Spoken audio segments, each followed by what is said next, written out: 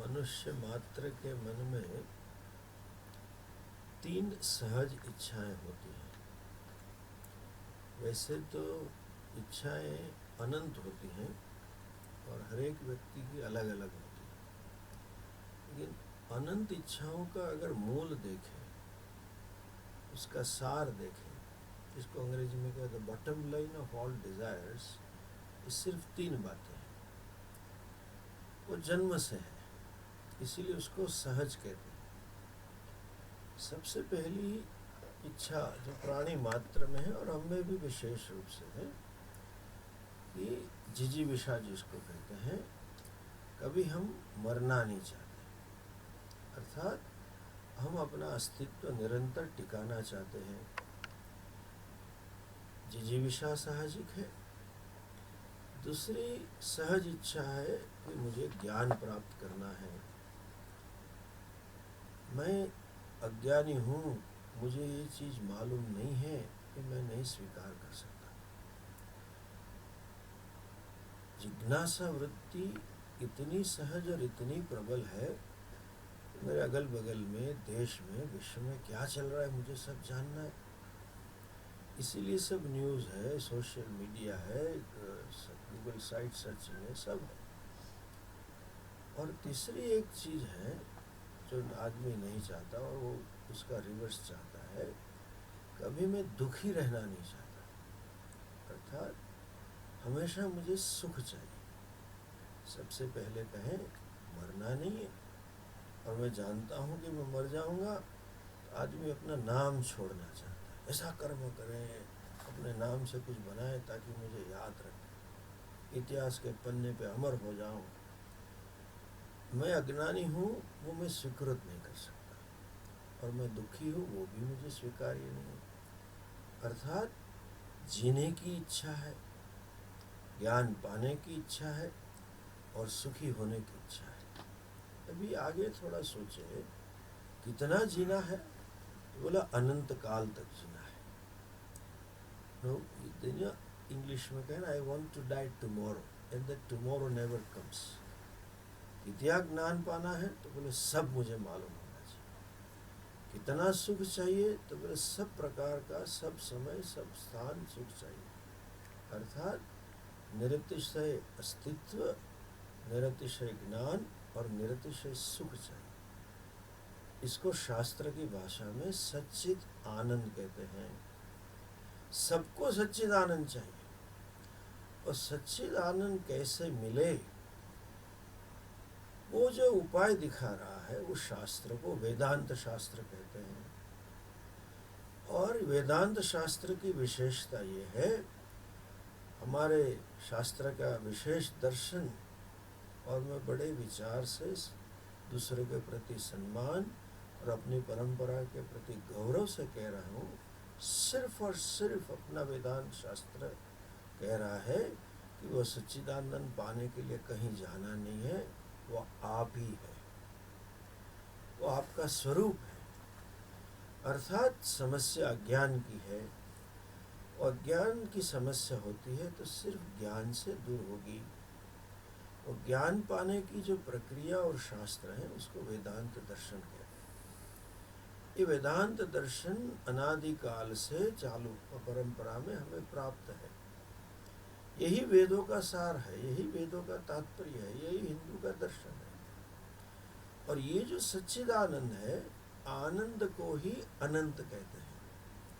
जब हम सुखी होते हैं तभी पूर्णता अनुभव करते हैं, और जब पूर्णता का अनुभव होता है तभी सुख होता है। सो अनंतता अर्थात सर्वव्यापकता है।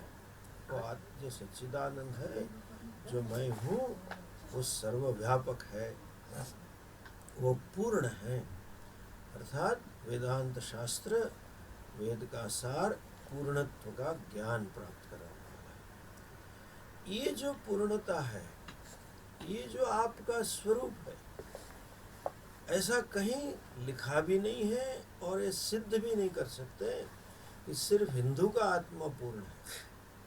आत्मा मतलब मैं, जो कोई भी मैं कहे, हम जिसको बोलते हैं संस्कृत में, उसकी आस्था कोई भी धर्म में, कोई भी संप्रदाय में, वो आदमी कोई भी वर्ण का हो, कोई भी आश्रम का हो, कोई भी जाति का हो, कोई भी लिंग का हो, वो कहे मैं हिंदू हूँ, मैं ईसाई हूँ, मैं ब्राह्मण हूँ, मैं क्षत्रिय हूँ, मैं पुरुष हूँ, मैं स्त्री हूँ इत्यादि जो कुछ भी कहे, वो पीछे वाली बात। लेकिन जो मैं है वो पूर्ण है, और वो पूर्ण होने के कारण एक है। तो यही एकात्मता का दर्शन है, यही ऐसा दर्शन है। पूर्णत्व का दर्शन मतलब एकात्मता का दर्शन।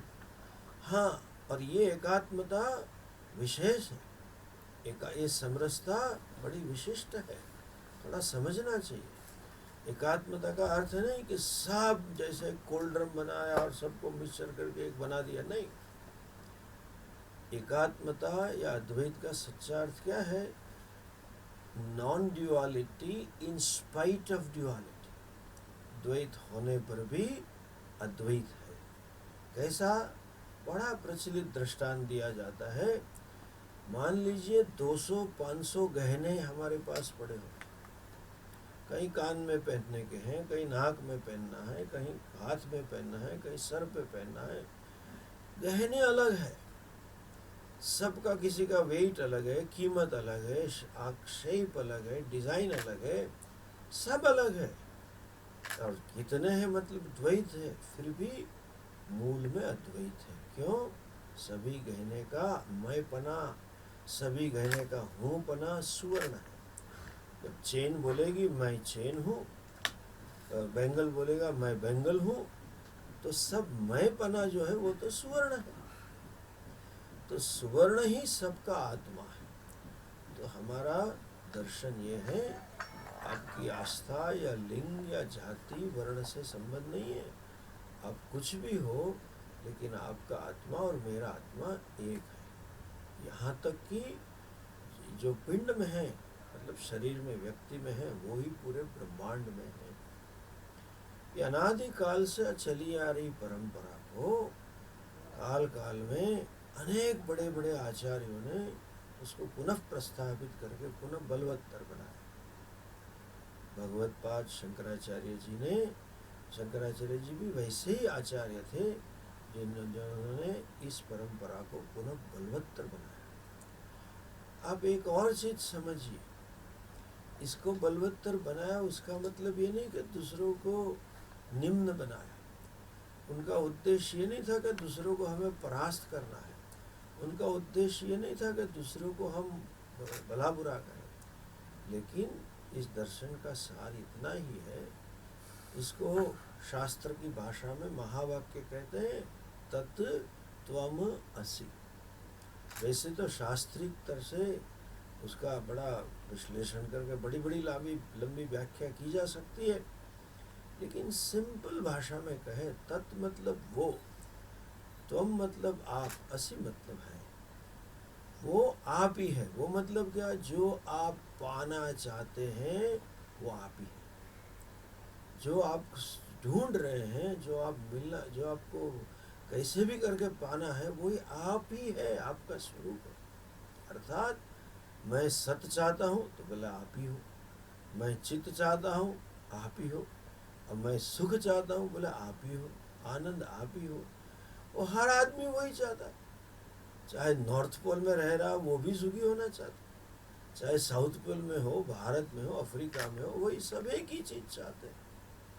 तो मनुष्य की जो मूल इच्छा है, जिसको अंग्रेजी में कहेंगे फंडामेंटल डिजायर, फंडामेंटल अर्ज, एंड दैट फंडामेंटल अर्ज इज यूनिवर्सल अर्ज, अनादिकाल से वो है। उसकी पूर्ति करने वाला दर्शन जो है, उसको आज हम प्रचलित शब्दों में शंकर वेदांत ऐसा बोलते हैं। ऐसे तो बोलते हैं, लेकिन शंकराचार्य जी ने ये खड़ा नहीं किया, ये दर्शन पहले से था। उन्होंने कहीं कहीं जगह पे लिखा है बड़े गौरव के साथ कि ये मैंने अपने पूर्वजों से, गुरुजनों से पाया। उतना ही नहीं, वेद की ऋचाओं में, उपनिषद के मंत्रों में लिखा है, ये ज्ञान परंपरा से आ रहा है।